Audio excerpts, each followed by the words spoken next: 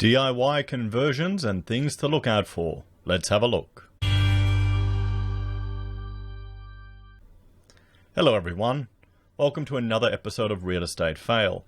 Now I thought we'd have a look at just a few things to keep an eye out that potentially may have ramifications if you're looking at buying a property.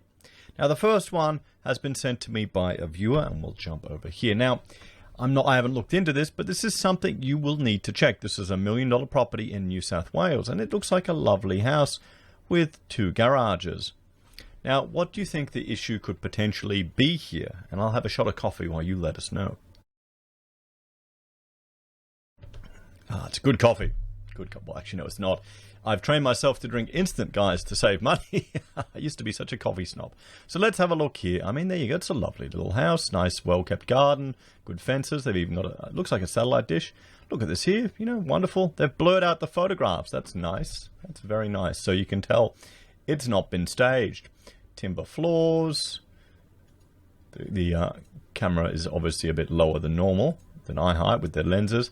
You know, there you go. They've got 3 beds in the one room. It's fine. Little bathroom.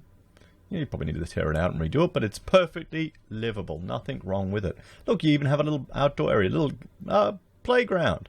That's great. The kids would love that.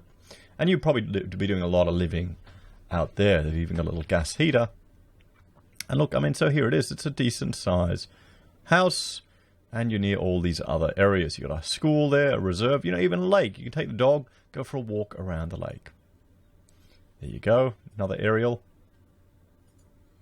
So, here we have the plan. So you walk in, you've got to your left, you've got this office space here, okay, with a garage and then a drive-through to a carport, and a little storage area at the front there. You've got a living area here, a family room, a dining room, a little kitchen, and then, you know, you go up the staircase and you've got your 4 bedrooms up there with a bath and an ensuite. Now, the issue potentially here is this space here, this office. Now, this may not have actually been converted properly. How do you know? Do you know that the town plan has been amended and approval has been put in place to change this from a garage into a home office? Because the number one thing I would be doing would be getting rid of that door and putting a glass slider in there. That would be the first thing if you were doing it properly, or if you just did it anyway. Because the problem is, well, there could be a habitable issue there with regards to the floor levels if there is overland flow or flooding, which I haven't bothered to check with this property, and I'll show you an example of where to find it in Brisbane, but it's something to check. If it hasn't been converted in the town plan, the problem is some idiot could come and dob you in, and then you may need to go through do a whole lot of useless paperwork and pay a whole lot of costs associated with it. You know. And, I mean, it's an office space. Are those windows openable? We don't know. We can't tell. Maybe we can see from the photos. Do they have anything at the front? No, we can't tell. Hopefully there would be to get some ventilation in there. But, I mean, what would you rather? The storage? I guess some people might want it, but I'd rather have glass sliding doors so you can get some access on there. But I can see how that could be a useful little bonus space. But that is an issue. That is something you need to check. That is something you need to ask about. Has this been approved? Because it looks like it may not have. And if there's costs associated with that, you need to take that into account when making an offer on a property. Honestly, I think people should be allowed to do whatever they want with their houses. You know, if they want to convert a room into another room, just do it properly. Let them let them run a little business through there. But, you know, this is the thing. You don't need to worry about reasonable neighbors that don't care what you're doing. You need to worry about the Karens moving next door that want to ring up and dob you into council and report you. Because that seems to be the trend here in Australia, just more and more. So there's one to consider. But otherwise, it's a lovely house. And here, this is the flood map. So this is one thing to think about here in Brisbane for you know, you can have a look here. It'll load up just all the areas that are affected by flooding. And every property, even mine, has a minimum habitable level. So we can only have the habitable spaces at that level. But we're not having our garage at that level. We're having the garage lower, so we don't need to build up the driveway as much because we don't care if the garage gets flooded because it's a garage.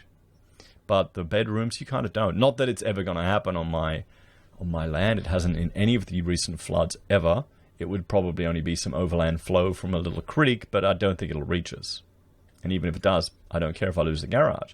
So you've got to be aware of that. If people are making these DIY modifications, there are other examples where people convert garages to bedrooms and those type of things. They may not be at the appropriate habitable level. So if there's a flooding, there could be damage there, and it may not actually be able to be occupied from a health and safety perspective.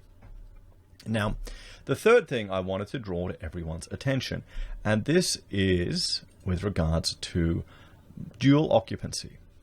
Now, there's a property on my street where it's owned, I think, by an indigenous housing corporation. And what they did is they had a previous house there that they demolished, and then they built two on there.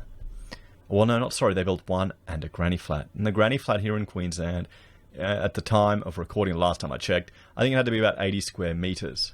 So you can build a house and then have a granny flat as part of the same house, but separate entries, 80 square meters, 2 addresses, or 2 mailboxes. But technically under the town plan, you're not meant to be able to rent that out separately. Everyone needs to be related. So you can't really do it to get yourself your house and then a little duplex here as well attached to it as a granny flat. This is probably a bigger example, but just one of the ideas I was showing you. And again, you've got to be careful if someone gets pissed off and wants to report you to the council. Now, another thing to consider is if it's a government housing. So I don't know if this is, it might be, but often, in my example at least, often the government, what they will do is they will designate a site for a community purpose, and then they can get around all of the bloody town planning rules anyway. I thought that was complete and utter BS when I first found out about that. You know, the government will set all these rules that they make you follow, but then they will make it so they can break their own bloody rules. That's it. That's how it works here in Australia. That's what the state government is doing. And they still want to kind of give a token acknowledgement to the local requirements of the council, but, you know, the state just goes, nah, we designated, who cares? So there are 3 things for you to watch out for with regards to real estate. One is the conversion of portions of the house that may not be approved by council, may come back to bite you. You need to be aware. You need to check. You need to see if this has been approved.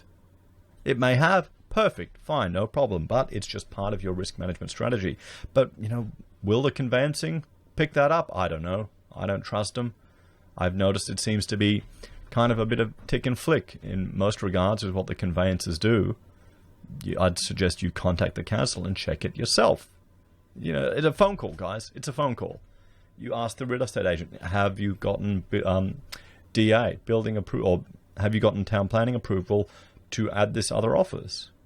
Is that at the correct habitable level? What other things could you think of? Does it actually comply with the National Construction Code with regards to ventilation and natural light into the space? We've got some spaces where we're doing that in our house, but we're going to have to mechanically ventilate them. There's ways around it. That's fine. You just need to check to make sure. Then there's the flood levels. Always just, check that. That's a big issue here in Brisbane, of all things. And finally, if you're buying one of these properties and you think, fantastic, you can rent both of them out, check the town plan. You may get away with it. That real estate agents may push it as that. But you'll notice some of the smart ones label rooms differently that can obviously be sublet as another place. But you got to watch. You got to watch the Karens next door reporting you, because that's Australia. That's where we're living in now. I think that has a big part to any the tall poppy syndrome, someone getting ahead, you want to put the screws on them. That's the Australian way right now. Crabs in a bucket, it's the Canadian way. People are jealous. That's why socialism never works, comrades. Fundamentally, because people are jealous. So there we have it. 3 examples for real estate fail that you just need to keep an eye on. You need to check and be aware of. As always, thank you all for watching. Please keep them coming. Thank you to the viewer who sent me these examples. If you have any more real estate fails or Photoshop fails that they do, send it through. They're fun to look at. And I think we need to get just the public aware of these type of things. Remember, the agents, the sellers, they're all trying to get you to jump in. We're in a hyper FOMO market right now. A lot of people are feeling a lot of pressure. A lot of people are exhausted with their property hunt. So it's understandable when people are just over it and just jump for something. Anyway, guys, thank you all for watching. Please like, share, and subscribe to the channel. If you're a fan and enjoy the content I create here, there are a few ways you can support us. You can join us on YouTube or Patreon. You can support us using our affiliate links from Amazon, eBay, Independent Reserve, or AussieBroadband. You can buy merch from HeiseSays, use Gold Pass from the Perth Mint, or support us via PayPal. Take care, everyone. Have a great day, and I will see you all next time. Bye for now.